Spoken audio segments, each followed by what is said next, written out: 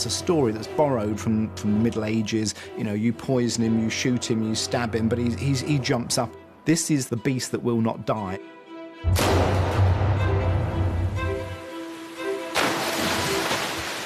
O corpo no rio era de Grigori Rasputin. Homem santo, consultor político, viciado em sexo e místico. If you were with him, you thought he was a great seer. But if you were against him, he was the most sexually depraved monster in history. Esta é a história da ascensão e da queda de uma das figuras mais carismáticas e polêmicas do século XX. Em vida, ele dividiu a nação. E em morte, a destruiu. You've got to get rid of this man because he represents a tremendous threat to the survival of the regime. It's a very dark and frightening time in which people really do feel that the world that they've known is about to slip away. There's going to be a revolution. The monarchy is going to collapse. Quem foi esse homem extraordinário?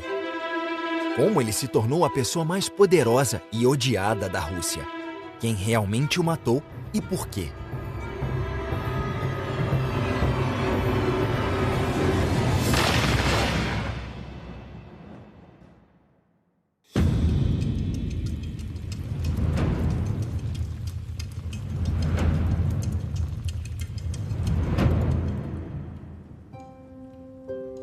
Em dezembro de 1915, Alexei, o querido filho do czar e da czarina, estava lutando pela vida.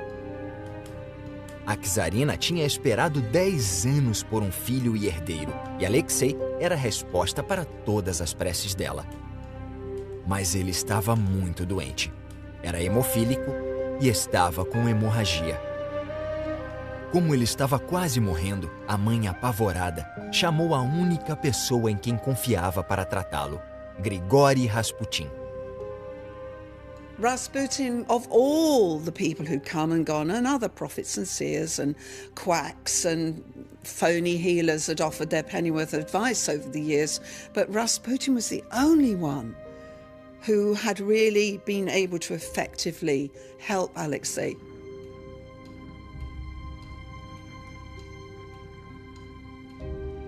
I think of him as a sort of people whisperer, human whisperer. When Rasputin came into the room, when he prayed and spoke with this extraordinarily sonorous, calming voice, it had some kind of tranquilizing effect on him. But more importantly, Rasputin was able to kind of calm and soothe the Tsaritsa. And as she calmed, the boy was reassured. No dia seguinte, a criança estava bem de novo. Foi milagre. And of course that confirmed to her that this was some kind of figure sent from God almost. So she clung to him so stubbornly, so passionately, and she would not hear a word said against him. A doença do menino era segredo de Estado. O futuro dos Romanov dependia do poder de cura e da discrição de um homem. Rasputin. Mas Rasputin era de um mundo muito diferente. Nascido em 1869 num pequeno vilarejo na Sibéria, a infância dele foi marcada pela pobreza e pelo isolamento. Casado na adolescência, ele teve 3 filhos, um atrás do outro. Mas aos 28 anos, após cumprir pena por roubo de cavalo e estupro, Rasputin foi banido e seguiu sozinho sua nova vida de místico itinerante. He was a pilgrim for many, many years, wandering barefoot through the cold, through the snow, through the rain, from monastery to monastery, church to church, in search of God and in search of meaning. I think he was shaped by Siberia in his independence. Siberia is very unlike the rest of Russia. There were no serfs there. There was no tradition of subservience. He was obviously no kind of priest. He was no kind of monk, as people sometimes call him. He was entirely self-proclaimed holy man. What was it that made him special? I think on one hand it was his true gifts that he definitely had. Even his enemies admitted that there was a certain power, a certain energy, sort of penetration through the eyes and everything, that able to look into people's souls. And I think there was also a good deal of ambition on his part. And I think this drove him to Petrograd.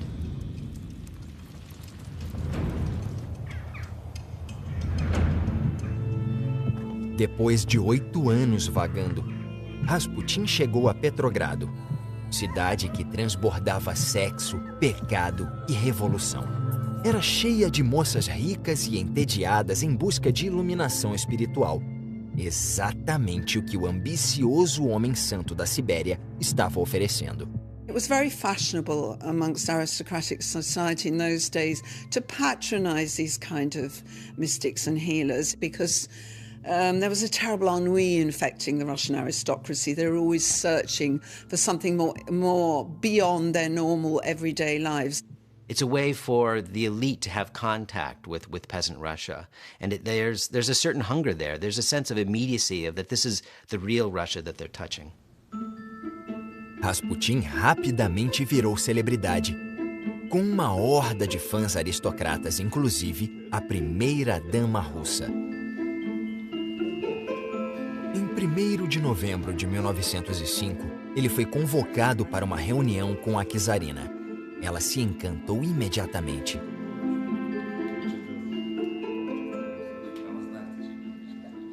Rasputin's function for her and for Nicholas too was as a wise counsel. He was like a personal guru. Nicholas once said he is the Russian soul. So through him they thought they were having a contact with the 120 million plus muziks, the Russian peasants. Rasputin, que era bom em decifrar personalidades, rapidamente enxergou a verdade sobre o czar Nicolau. He was weak. He was physically brave, but morally, utterly weak. He resented anyone who was cleverer than him. There's this story that Nicholas II was like a pillow. In other words, he bore the impression of whoever was the last one to sit on him. Rasputin percebeu que o verdadeiro poder estava nas mãos da czarina e viu algo nela que reconhecia em si mesmo. Os dois eram forasteiros na corte. Ela era uma princesa anglo-germânica. Ele era um camponês siberiano. She was very isolated at court, very alienated because most people at court actually disliked her. In fact, even her own relatives loathed her. She herself was awkward in that society and felt herself very disliked and unhappy in that society. It made her personally want all the more to feel that she was in communion with the greater, the real Russia outside that world. Rasputin passou a ir cada vez mais ao palácio. Ele tinha acesso ao que ninguém mais tinha. I think Rasputin's relationship with the Tsarina is probably key to this whole story.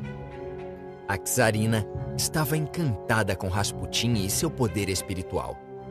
Mas ele tinha um lado muito mais sombrio que ela estava prestes a descobrir.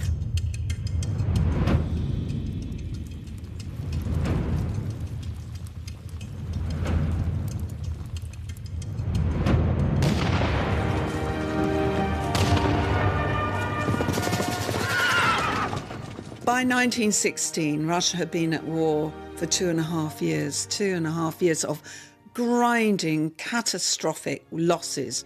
There is this great deadening weight of fatalism of Russia just going on the path to destruction. O país estava sendo destruído pela guerra.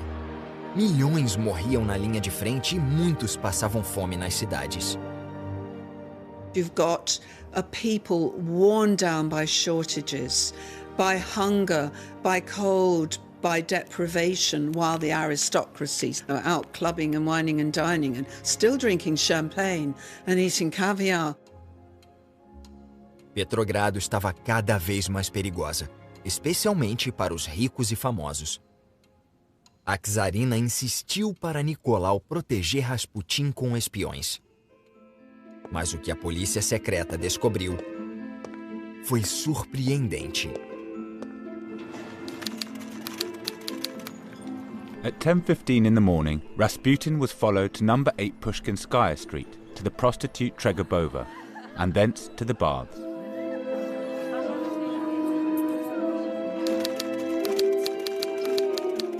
He paid scant attention to my petition, but plucked my face, then my breasts, mumbling all the time, "Kiss me, I have taken a fancy." Mês após mês, Rasputin foi visto com mulheres ou saindo para se embebedar a qualquer hora do dia. O homem santo levava uma vida dupla. He loved parties, he loved drinking, he loved womanizing, but particularly he liked indulging himself in sex and in food and in large quantities of drink. He had a rather sick habit of liking to paw women the first time he met them, rubbing his hands up and down their backs and over their chest and that sort of thing. Well, he was up to having a good time, basically, by 1916. And of course, he'd been tremendously spoiled by then. He was a deeply instinctual person. I think he was somebody, if he felt something, he acted on it. And that often got him, in bed with women or got him drunk. E não era só com prostitutas. Rasputin também se envolvia com mulheres ricas que sucumbiram ao feitiço de seu olhar encantador. He did almost certainly have sex with high society ladies on a serial basis. So, yes, I think there was a sort of compulsive sexual drive. He would certainly have accepted sexual favours from women and from wives and relatives of people who wanted promotions in the army. Rasputin certainly, let's say, exploited his position in society without a shadow of a doubt. Se os relatórios da polícia secreta tivessem permanecido em sigilo, talvez não houvesse problema. Mas não permaneceram. Em 1915, Petrogrado estava inundada de jornais subversivos e sensacionalistas, todos com o mesmo objetivo: desmoralizar a família Romanov e enfraquecer seu poder. Esses jornais publicaram o conteúdo dos relatórios policiais. Rasputin sold newspapers. Gossip sells newspapers. And they would follow his every move. So literally there'd be a notice, in the newspapers. Rasputin left today on the number 5 train back to Siberia. What is he up to? When will he return? As histórias ficaram cada vez mais sensacionalistas, radicais e politicamente prejudiciais.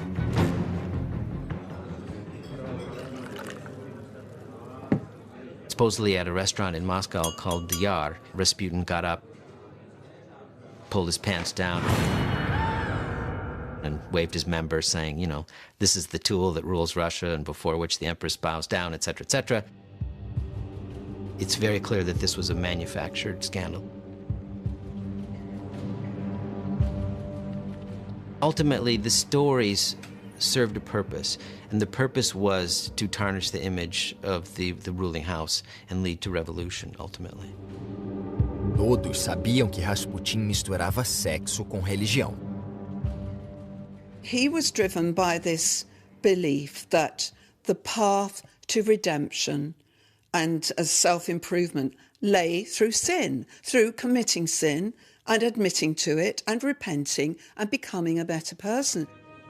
Mas uma história em particular jogou a opinião pública contra Rasputin. E não era apenas sobre sexo.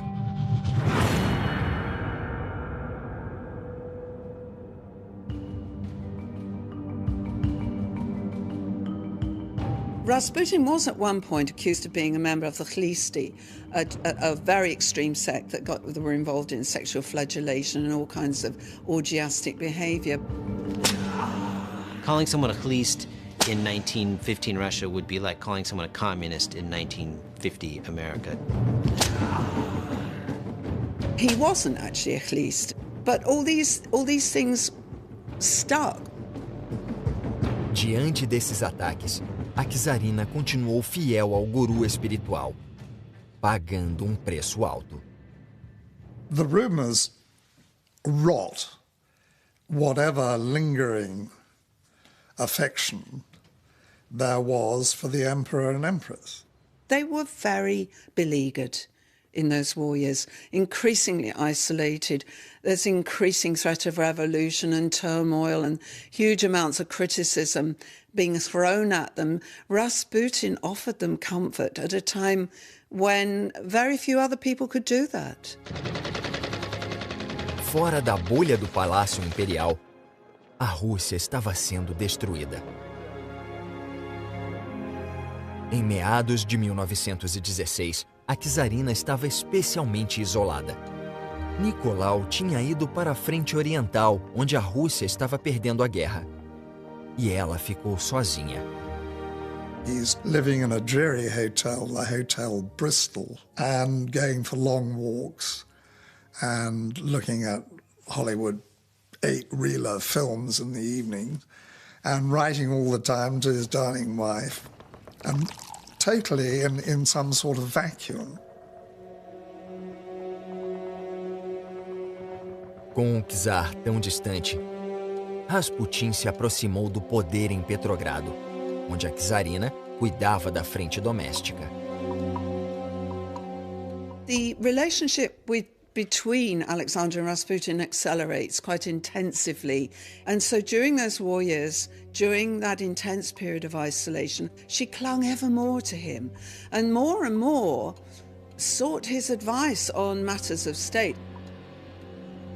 I think it's incredibly important that Rasputin is not seen just as somebody who can keep the heir to the throne safe, but can be that backbone that Nicholas sorely lacks. Rasputin opinava em todos os aspectos do esforço de guerra.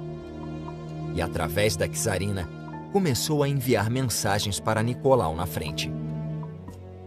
I think at times he must have had to let it wash over him because it was just endless. You know, sometimes 2 or 3 letters a day, page after page after page of be strong, do this, do that, do the other. By the second half of 1916, it's becoming very clear that Russia is heading towards a crisis. Rasputin também exercia sua influência em Petrogrado, escolhendo cargos em gabinetes para amigos e aliados. There was this waltz of the cabinets. They were coming, they were going. There was complete instability at the heart of a nation at war. Só em 1916, houve 4 primeiros-ministros, 4 ministros do interior, 3 ministros das relações exteriores e 2 ministros da guerra. So he clearly is now sort of involving himself in the highest sort of government affairs that you could imagine.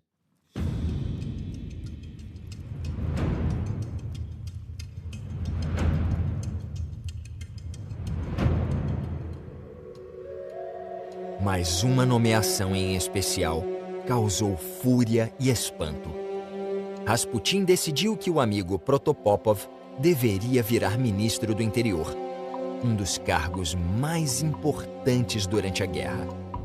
Nicolau ficou abismado com a sugestão e tentou resistir. Our friends' opinions of people are sometimes very queer. Therefore one must be careful, especially with high offices.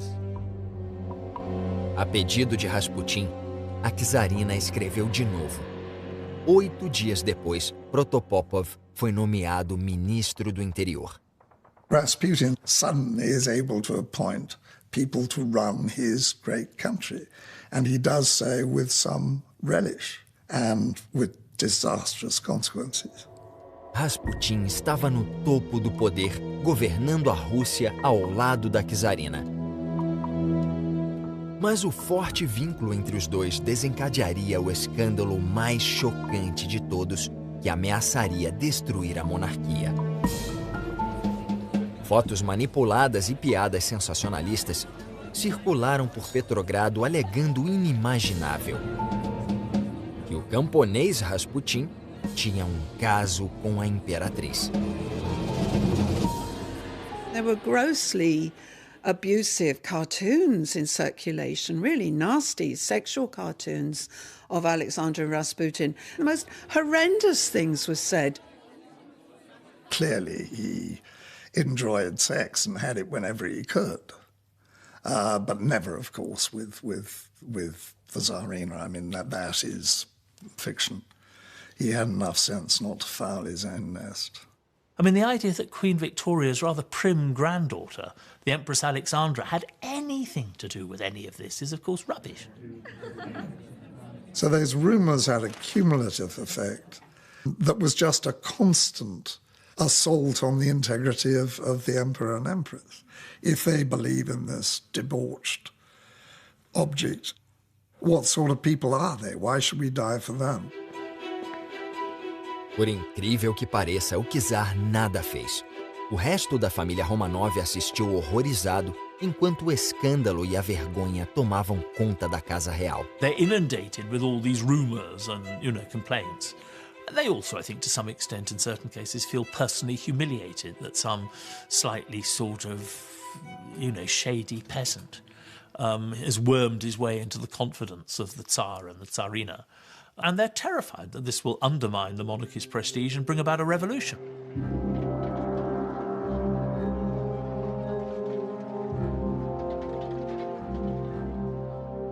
Here is a country that's at war. It's lost 5 million dead, wounded and missing. It has rampant inflation. It has a great shortage of food. It has strikes going on. It is in a desperate way. And here is Rasputin, who is very visible, going out to restaurants night after night, getting drunk, creating scenes, a lecture scene with society women. I mean, this is like, family dysfunction of an epic proportion.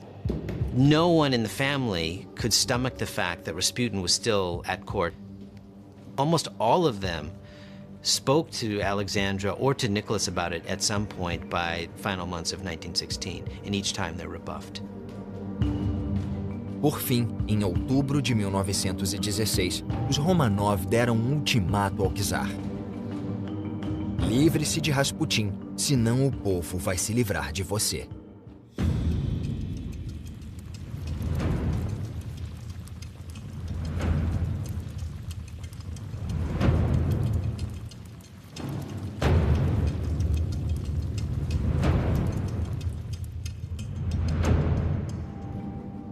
Grand Duke Nikolai Mikhailovich goes to speak to Nicholas at the headquarters and has written a letter saying, you need to get rid of Rasputin. He's damaging. That we are sort of on a precipice. And the only thing that can potentially save the dynasty and save Russia is if you get rid of Rasputin and send him away. They're acting partly in self-defense, increasingly panic-stricken self-defense. But also, you've got to get rid of this man because he represents a tremendous threat to the survival of the regime. You stand on the eve of a new era of unrest, an era of assassination. Esse foi o último aviso da família. E não tinha como ser mais claro. Mas em vez de agir imediatamente, Nicolau enviou a carta para a esposa. And this provoked a furious response from Alexandra, who said he was a traitor, he was loathsome, he was vile. So the one attempt by the family to sort it out failed utterly. I mean, utterly.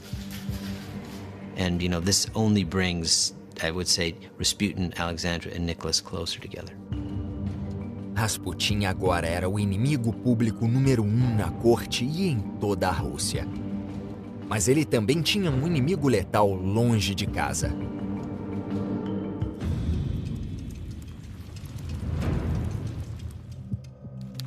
Londres se interessava cada vez mais pelos ocorridos de Petrogrado, e especialmente em Rasputin.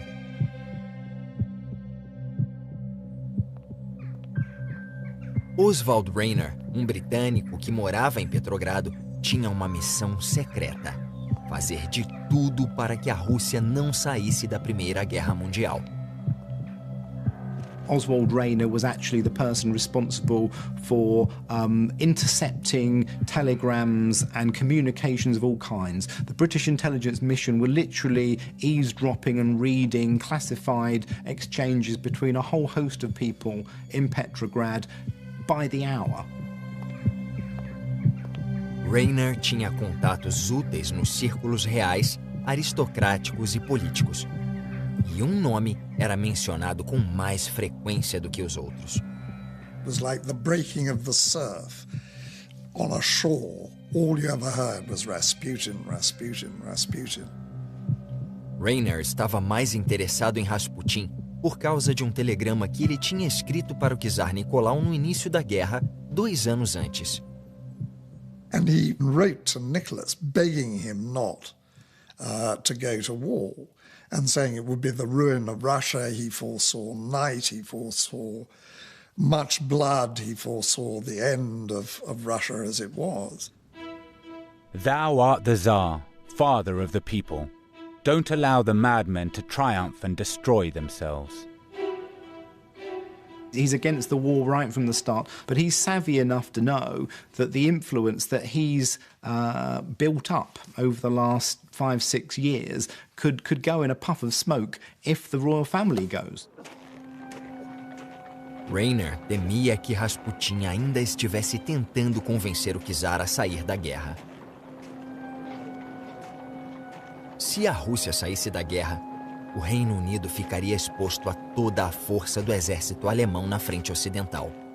If Nicholas had listened to Rasputin, you know, the history, not just of Russia, but the history of Europe and the world in the 20th century might have turned out very differently.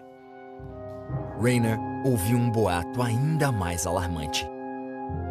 De que Rasputin não era apenas pacifista, e sim espião alemão que queria destruir a Rússia.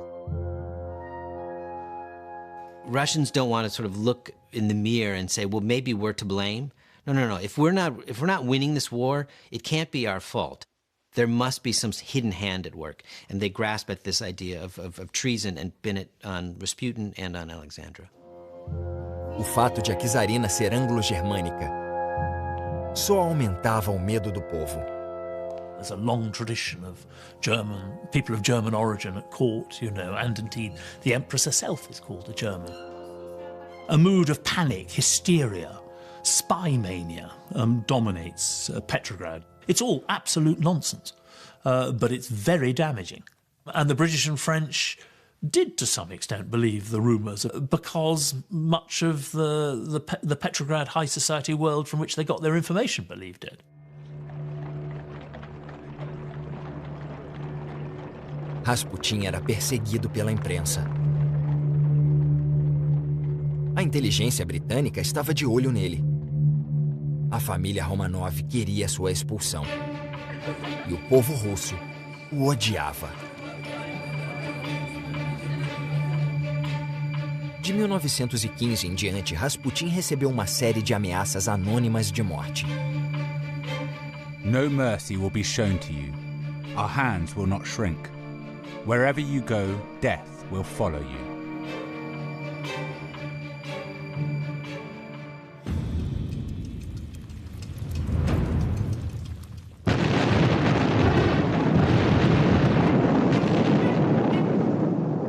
Rasputin agora era alvo fácil. Ele estava especialmente na mira de homem.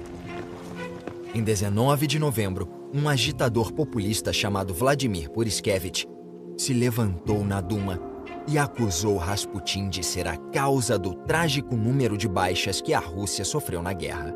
All evil proceeds from those dark forces, from influences headed by Gregory Rasputin.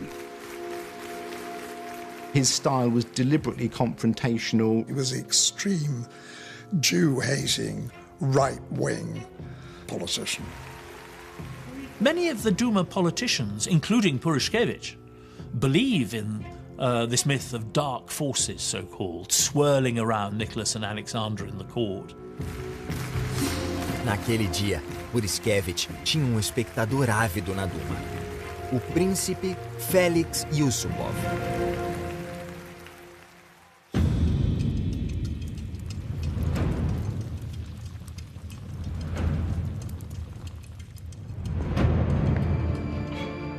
seguinte, Rasputin recebeu uma visita inesperada: o príncipe Félix.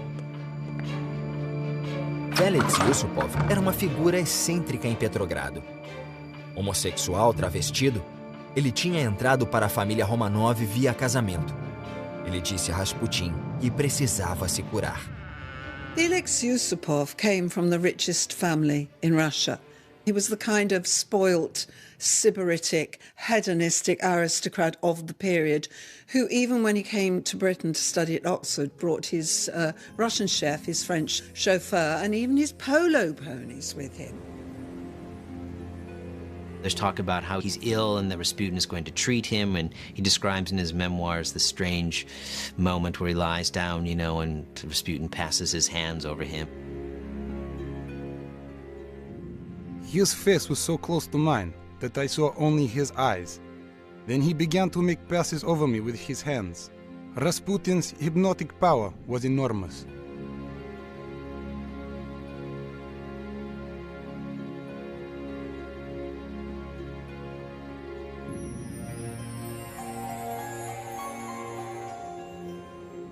I think initially it's trying to win his trust because, again, you know, Rasputin is a very savvy individual. You know, his guard would have been raised. You know, I think in the whole story of Rasputin, Prince Felix Yusupov is one of the most repugnant, if not the most repugnant, people that you run across. His motivation for really sort of trying to get close to Rasputin is the desire to kill him.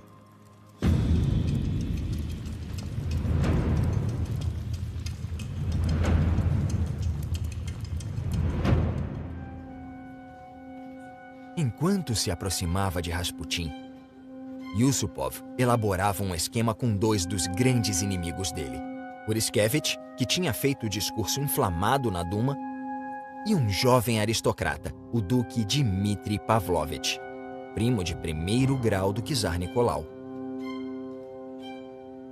The people who conspire to murder Rasputin are not revolutionaries.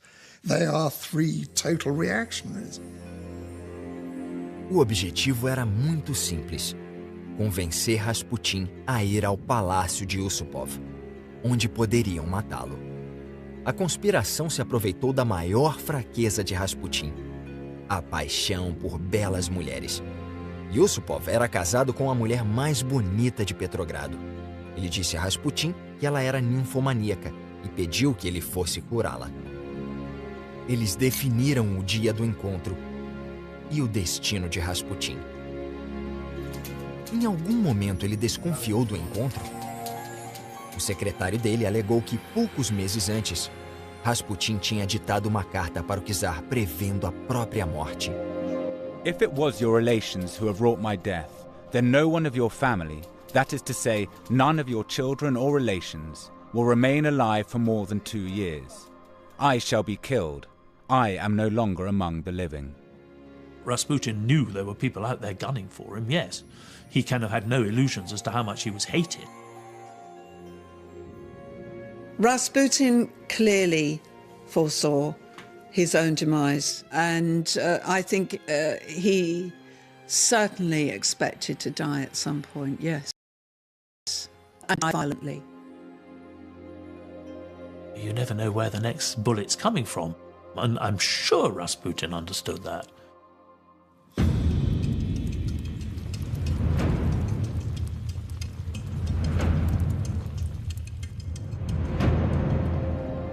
Yusupov preparou o local do assassinato com um requinte fanático. Ele trocou a mobília do palácio e ofereceu um banquete de bolos e vinhos. Tudo envenenado.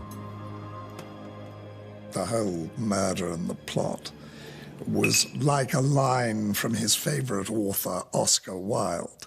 There was this sort of crazy romanticism. He was going to be the hero, he was going to be the assassin. And again, this is what makes him, I think, just such an odious figure. He goes on at such great length about how he set the stage and the individual items in the room as basically a way of saying, look at me, the aesthete, look at my fine taste, look at my sensibilities, and look at my great wealth. If I'm going to kill him, I'm going to do it in a beautifully furnished room. Rasputin tinha menos de 12 horas de vida.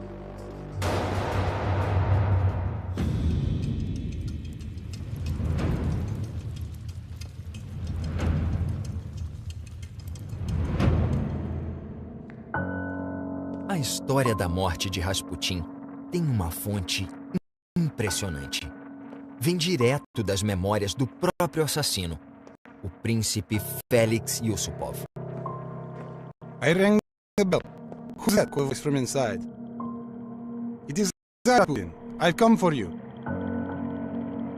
This is not an invitation from your next-door neighbour. You know, you don't, on the whole, expect to be murdered by the Tsar's nephew. Ao levar Rasputin para a sala do assassinato, Yusupov se desculpou. Irina se casou com outras visitas. Se quiser, fique à vontade. I hesitated before handing him the cakes sprinkled with cyanide.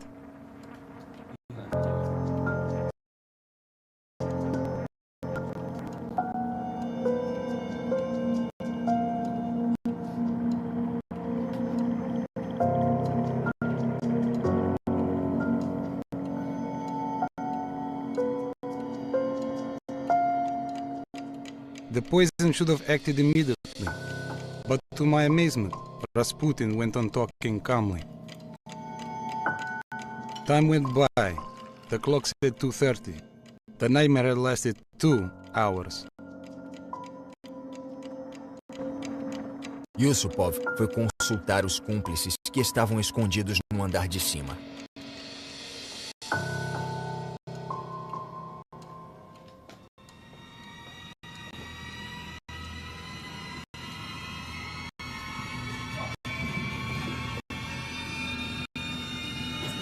I took Dmitri's revolver and went back to the basement.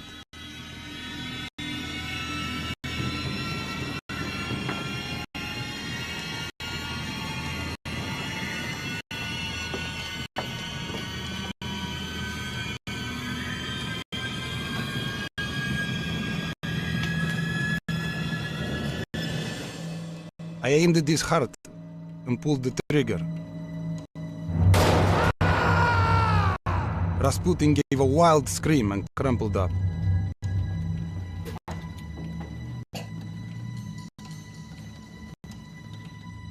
Os homens comemoraram antes de desovar o corpo de Rasputin. As we talked, I was suddenly filled with a vague misgiving.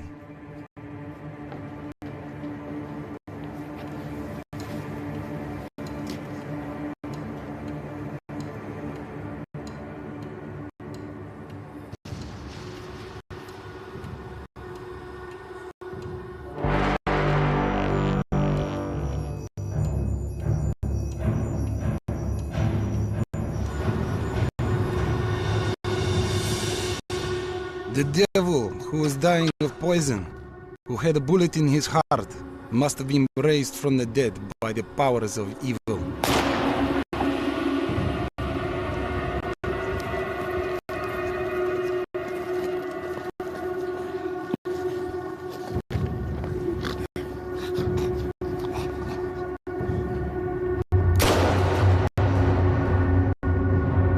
A narrativa detalhada de Felix Yusupov fez com que esse fosse um dos assassinatos mais infames de todos os tempos.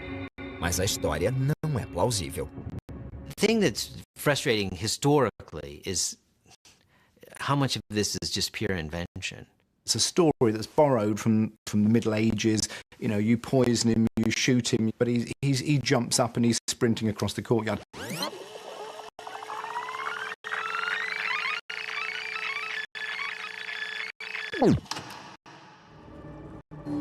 The autopsy report, in my view, very factually says there is no sign whatsoever of poison in this man's system. It's possible that no poison was really even administered. It's also possible that if it went in the cakes, they were not eaten, because we do know Rasputin didn't like sweets. Isso não é tudo. As fotos da autópsia depois mostraram que Rasputin levou 3 tiros de 2 armas diferentes.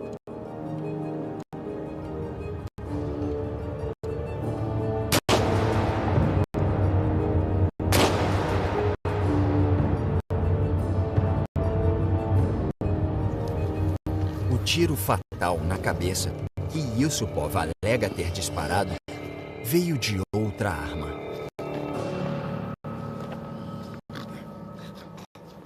Modern-day forensic specialists can pretty much say which caliber bullets would have caused certain wounds. It's highly probable that the wound was caused by a Webley unjacketed round. The unique thing about a Webley handgun is that they were only issued to British personnel.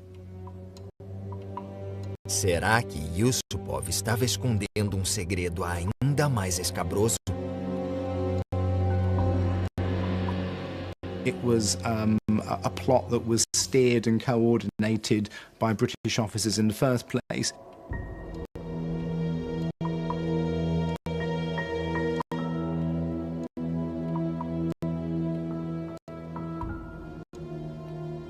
We know that Rayner and Yusupov are friends from university. I think they'd been members of the Bullingdon Club together at Oxford. So there is a very strong link, a friendship between those two men. Within hours of the body being discovered, word on the street is that the British are responsible. This is a story that gains credibility very, very quickly. And the Tsar even quizzes the head of the British intelligence mission about these rumours.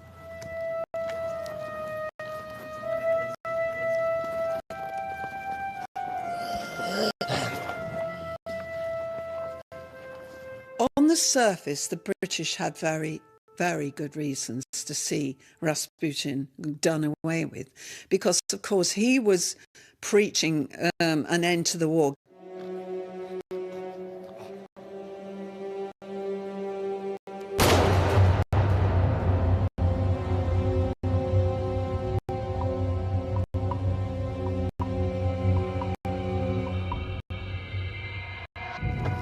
Mas foi a versão de Yusupov que rapidamente se tornou a oficial, pois ele, Puriskevich e Pavlovich confessaram imediatamente.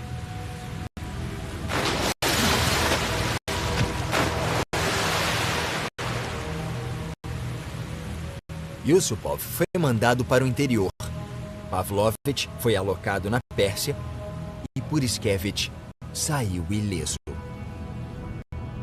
It was a great act of patriotism to kill Rasputin. People went into the churches and lit candles and prayed and celebrated him on the streets for having got rid of this monstrous creature Rasputin. Só a czarina ficou arrasada. Ela pôs uma carta dentro do caixão de Rasputin. My dear martyr, give me thy blessing, that it may follow me always on the sad and dreary path I have yet to follow here below. Mas em vez de uma bênção, Rasputin tinha deixado uma maldição. If it was your relations who have wrought my death, then no one of your family will remain alive for more than 2 years. Rasputin's murder was grotesque and savage and botched. In many ways, as grotesque and botched and savage as the ultimate murder of the Romanovs themselves. 2 meses após a morte de Rasputin, o czar